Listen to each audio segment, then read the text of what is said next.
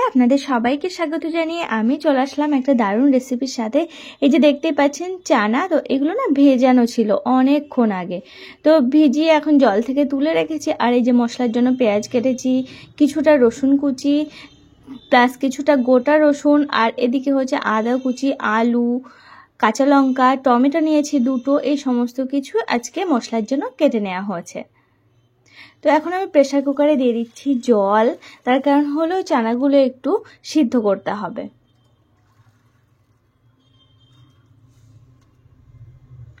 আর এখন এই সিদ্ধর মধ্যে একটু গোটা গরম মশলা, একটু তেজপাতা, এই সমস্ত কিছু দিয়ে দিলাম, একটু লবণ দিয়ে দিচ্ছি। এই সব কিছু দিয়ে এখন এই যে সিদ্ধ হতে দিচ্ছি। দেখুন না, অলরেডি প্রেসার কুকারে হুইসেলও পড়ে গেছে। আর এদিকে একটা কড়াইয়ে আমি দিয়ে দিলাম সর্ষের তেল, তার মধ্যে আমি আলুগুলো একটু ভেজে নেব। আজকে আমি চানাতে দেবো একটু আলু, যেহেতু ঘরোয়া মতো আমি এটা বানাচ্ছি, তো সেই জন্য আলুটা দিলাম। আর একটু হলুদ দিয়ে দিলাম, একটু কালারটা হয় সেই কারণেই।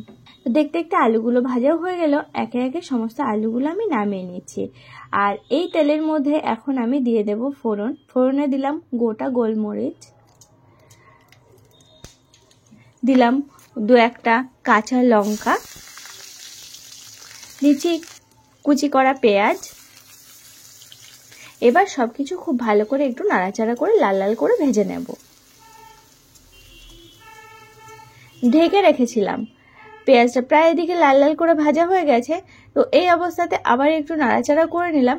নাড়াচাড়া করে নিয়ে আমি এবার যে পেস্ট করা যে মশলা, টমেটো, কাঁচা পাকা লঙ্কা, আর ওদিকে রসুন, আদা, এই সমস্ত কিছু পেস্ট করা ছিল, তো সেটাই আর কি তেলের এই মশলার মধ্যে দিয়ে দিলাম। তো দিয়ে খুব ভালো করে এখন কষানোর পালা। কষাতে কষাতে একটু জল দিচ্ছি, আবার একটু কষাচ্ছি, এইরকমভাবে যতটা ভালোভাবে কষানো যায় আর কি। তো চলুন না একটু আবার ঘুরে আসি বাগান থেকে।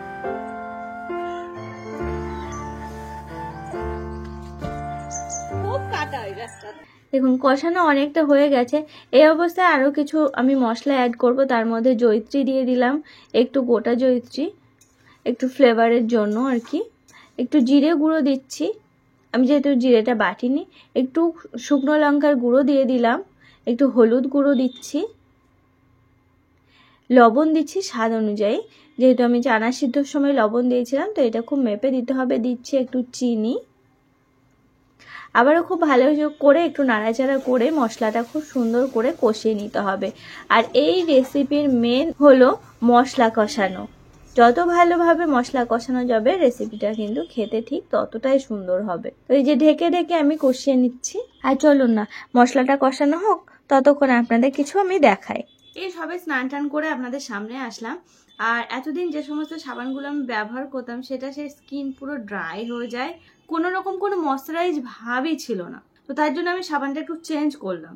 আর এই যে দেখেনি তো কতটা ব্যস্ততার মধ্যে দিয়ে আমাদেরকে কাটাতে হয়। তো এই স্নানের পরে আবার ময়শ্চারাইজার মাখা, সে একটা সে টাইম হয়ে ওঠে না কিছুতেই। তাই আমি এমন একটা সাবান এবার থেকে ব্যবহার করছি, যেটা হচ্ছে সাবানের সাথে সাথে লোশনেরও কাজ করে। আর এই সাবান হচ্ছে মামাআর্থের vitamin C moisturising lotion soap. এই একটা, আর একটা নিয়েছি মামাআর্থের উপটান ময়শ্চারাইজিং লোশন সোপ। আর এই সমস্ত প্রোডাক্টগুলি dermatologically tested, made safe certified, non drying. আর হ্যাঁ, আর ভিটামিন সি ময়শ্চারাইজিং লোশন সোপে আছে ভিটামিন সি আর আছে হানি, যেটি আমাদের স্কিনকে পরিষ্কার করার সাথে সাথে ময়শ্চারাইজ ব্যাপারটা ধরে রাখতে সাহায্য করে। আর আমরা তো জানি যে ভিটামিন সি স্কিনের গ্লো বাড়াতে সাহায্য করে। আর উপটান ময়শ্চারাইজিং লোশন সোপ, এটি হচ্ছে টারমারিক আর হচ্ছে স্যান্ডেলউড দিয়ে তৈরি। এই সাবানটা পিম্পল রোধ করতে সাহায্য করে। আর এটাও কিন্তু ডিপ ক্লিনের সাথে সাথে ময়শ্চারাইজ ব্যাপারটাও ধরে রাখতে সাহায্য করে। তো আমি অনেক সাবান ব্যবহার করেছি, আর অনেক ব্র্যান্ডের সাবান ব্যবহার করেছি। তারা প্রমিস করে যে তাদের সাবান ব্যবহার করার পর স্কিনটা ময়শ্চারাইজ থাকবে, কিন্তু থাকে না, ড্রাই হয়ে যায়। আর সেই সব সাবান ব্যবহার করার পরে আমাদের কিন্তু ময়শ্চারাইজার ব্যবহার করতে হয়। আর এই সাবানগুলো যেমন এটা প্রমিস করে, ঠিক সেই রকমের ফলও পাওয়া যায়। মামাআর্থের সমস্ত প্রোডাক্টই হচ্ছে ন্যাচারাল এবং হার্মফুল কেমিক্যাল ফ্রি। আর আপনারা যদি আমার মতো এই প্রোডাক্টটি কিনতে চান, তাহলে স্ক্রিনে দেওয়া কুপন কোডটি ব্যবহার করুন এবং mamaearth.in থেকে পারচেস করলে 20% ডিসকাউন্ট পেয়ে যাবেন। মামাআর্থের সমস্ত প্রোডাক্টই কিন্তু মামাআর্থের ওয়েবসাইট, মামাআর্থের অ্যাপ, তাছাড়াও অ্যামাজন, ফ্লিপকার্ট, পার্পেল, নাইকা এই সমস্ত জায়গায় কিন্তু আপনারা মামাআর্থের প্রোডাক্ট পেয়ে যাবেন। আর হ্যাঁ, আপনারা যখনই মামাআর্থের যে কোনো প্রোডাক্ট কিনলে সাথে সাথে কিন্তু একটা করে গাছ লাগানো হয়, আর সেই গাছের এক্সাক্ট জিও লোকেশন, স্পিসিস এবং পিকচার আপনাদেরকে প্রোভাইড করা হয়। আর মামাআর্থ হলো plastic positive Indian brand. Mamaearth তাদের নিজস্ব অ্যাপ লঞ্চ করেছে, যেখান থেকে আপনারা সমস্ত সেলের আর্লি অ্যাক্সেস পেয়ে যাবেন। আর মামাআর্থের সমস্ত প্রোডাক্টই কিন্তু অনলাইন ছাড়া অফলাইনেও আপনারা পেয়ে যাবেন। আর আপনার বাড়ির আশেপাশে যে কোনো শপে হোক, যেখানে হোক, আপনারা যদি মামাআর্থের প্রোডাক্ট দেখে থাকেন তাহলে কিন্তু আমাকে কমেন্টের মাধ্যমে জানাতে ভুলবেন না। ঢাকনাটা তুলে নিলাম। এবার দেখুন মশলাটা প্রায় কষানো হয়ে এসেছে। আর এই অবস্থায় আবার একটু নাড়াচাড়া করে নেব। তারপরে হচ্ছে যে আলু ভাজা ছিল, সেই মানে ভেজে রাখা যে আলুটা ছিল সেটাই এখন দিয়ে আবারও বেশ কিছুক্ষণ আলুর সাথে কষিয়ে নেব। কারণ ওই যে বললাম এই রেসিপির মেন হচ্ছে এই কষানো। তারপরে যে সিদ্ধ হয়ে গেছে ছোলাটা, তো সেই ছোলাটা একটু হাত দিয়ে দেখে নেব কতটা সিদ্ধ হলো। হ্যাঁ, একদম পারফেক্ট সিদ্ধ হয়েছে। তো এই অবস্থাতে আমি আবার এর থেকে বেশ কিছু ছোলা একটু তুলে রাখবো একটু গ্রাইন্ডারের পটে। তো দেখুন না, সেটাই কিন্তু করছি আমি। তো এই যে বেশ কিছু ছোলা আমি একটু পেস্ট করে নিলাম। আর এই পেস্ট করা যে ছোলা, সেই ছোলাটাই কিন্তু এবার আমি এই যে কষানো যে মশলা আলুর সাথে, তো তার মধ্যে একটু দিয়ে দিলাম, কারণ গ্রেভিটা একটু ভালো দরদরে গ্রেভি হওয়ার জন্য। তো এই ছোলার পেস্টটা আবার আমি মশলার সাথে খুব ভালো করে কষিয়ে নেব। দেখুন খুব একটা ভালো করে মিশছে না, তো তার জন্য আমি দিয়ে দেব সামান্য একটু জল, যাতে খুব ভালো করে মেশে। তো সেই জন্য দিয়ে দিলাম এখন একটু জল, দিয়ে খুব ভালো করে মশলার সাথে মিশিয়ে নেব ওই ছোলা পেস্টটা। তো চলুন এখন মেশানোর পালা আর একটু কষানোর পালা।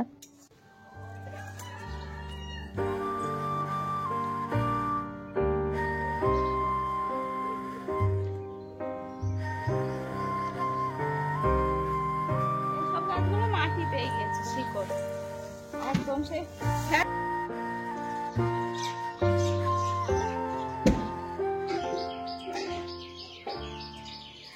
দেখুন না, হয়ে গেছে। এখন সেই সিদ্ধ করে রাখা ছোলাটা আমি আলাদা করে জল ঝরিয়ে রাখিনি, এই যে সিদ্ধ যে জল সেটা সমেত আমি ছোলাগুলো মশলার মধ্যে দিয়ে দিলাম।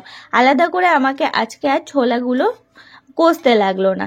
ওই যে বললাম মশলাটা খুব ভালো করে কষাতে হবে, এটাই হচ্ছে একটা কারণ। আর যেটুকু জল এক্সট্রা লাগবে আমি সেটুকু দিয়ে দিলাম, দিয়ে আবার একটু ঢাকা দিয়ে দিলাম। ঢাকা দিয়ে এখন মানে যেটুকু বাকি আছে ছোলাটা সিদ্ধ হওয়া সেটুকু হোক। আর এদিকে হচ্ছে আমি রুটিগুলো বেলে নিই। চলুন, যেহেতু আজকে আমাদের রাত্রের খাওয়া দাওয়ার মেনু এই ছোলা মানে চানা আর হচ্ছে এদিকে রুটি, তো সেই জন্য আর কি ওইদিকে ওটা হতে থাক, এদিকে আমি রুটিগুলো এক এক করে বেলে সেঁকে নিই। দেখুন তাওয়াতে অলরেডি রুটি দিয়ে দিচ্ছি। আর আরেক সাইডে কিন্তু ছোলাটা হচ্ছে, যেহেতু ছোলাটা আমি মশলার সাথে খুব ভালো করে কষাইনি, তো তার জন্য আমাকে বেশ কিছুক্ষণ ফোটাতে হবে এই যে ঝোল দিয়ে।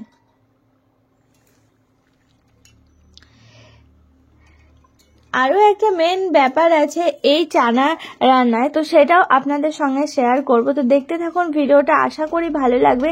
এই যে দেখছেন আমি এখন ছোলাটা নামিয়ে নিচ্ছি, তার কারণ ছোলাটা প্রায় হয়ে গেছে। এই অবস্থাতেও কিন্তু আপনারা চাইলে রুটির সাথে বা পরোটার সাথে কিন্তু খুব সুন্দরভাবে খেতে পারেন।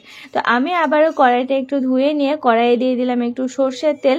এই জায়গায় কিন্তু আপনারা বাটার ব্যবহার করতে পারেন, খুব ভালো টেস্ট হয়। আর ওই যে কুচি করা একটু রসুন ছিল, সেই রসুনটা আর একটা কাঁচা লঙ্কা দিয়ে আমি একটু সাঁতলে নেওয়ার মতো আর কি নিচ্ছি, এটাকে বলা হচ্ছে তড়কা। তো যাই হোক, আমি এই দিয়ে দিলাম ছোলাটা, আবার দিয়ে আবার একটু নাড়াচাড়া করে নিয়ে এবার হচ্ছে ফাইনাল হলো আমার চানা রান্না। তো আপনাদের কেমন লাগলো জানাতে কিন্তু ভুলবেন না। আপনারা কিন্তু আমি যে সাতলানোর সময় যে তেলটা দিলাম সেই জায়গায় কিন্তু আপনারা বাটারটা ব্যবহার করবেন, তাহলে খুব সুন্দর হবে টেস্ট। তবে এটাও কিন্তু খারাপ হয় না, তবে রসুনটা কিন্তু বুঝে দিতে হবে, একটু এদিক ওদিক হয়ে গেলে রসুনের গন্ধ বেরোবে। আর এদিকে কিন্তু রুটিগুলো সব কমপ্লিট হয়নি, তার আগেই ছোলাটা নেমে গেছে।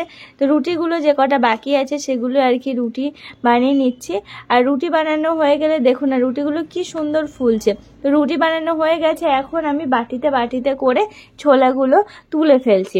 আর কারণ সবাইকে খেতে দিতে হবে তো, তো সেই জন্যই। তার সাথে রুটি আর এই যে ছোলের উপরে একটু শশা কুচি, একটু পেঁয়াজ কুচি, এই সমস্ত কিছু দিয়ে খেতে কিন্তু দারুণ লাগে। তো আপনারাও দেবেন, একটু টমেটোও কুচি করে নিয়েছি, খুব ছোট ছোট কুচি করতে হবে কিন্তু। আর একটু কাঁচা লঙ্কা, এটা কিন্তু মাস্ট দিতেই হবে। আর যদি থাকে ধনেপাতা তাহলে তো কোনো কথাই নেই। আমার এখানে যেহেতু ধনেপাতাটা নেই সেজন্য দিতে পারলাম না। তো এই যে দেখুন রুটিগুলো সুন্দর করে সাজিয়ে দিয়েছি। এইরকমভাবে যদি প্লেট সাজিয়ে কারোর সামনে দেওয়া যায়, যে কেউ কিন্তু হামেশাই অনেকগুলো রুটি খেয়ে নেবে। তো আপনাদের কেমন লাগলো এই চানার রেসিপিটা অবশ্যই কিন্তু জানাতে ভুলবেন না। আর বাড়িতে অবশ্যই ট্রাই করবেন, করে আমাকে জানাবেন যে আপনাদের খেতে ঠিক কেমন লাগলো। কারণ দেখুন না, দেখেই কিন্তু বোঝা যাচ্ছে কতটা সুন্দর হচ্ছে, যেমন কালার তেমন টেস্ট। আপনারা অবশ্যই কিন্তু বানাবেন, বারবার করে বলছি।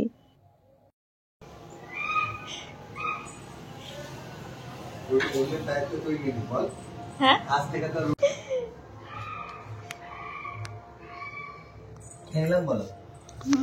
ঝালগুলো বেশি দারুন দারুন, ভালো আছে।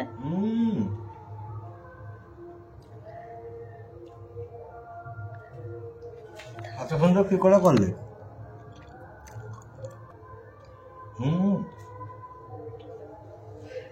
তো চলুন আজকের মধ্যে এই পর্যন্ত, সবাই ভালো থাকবেন।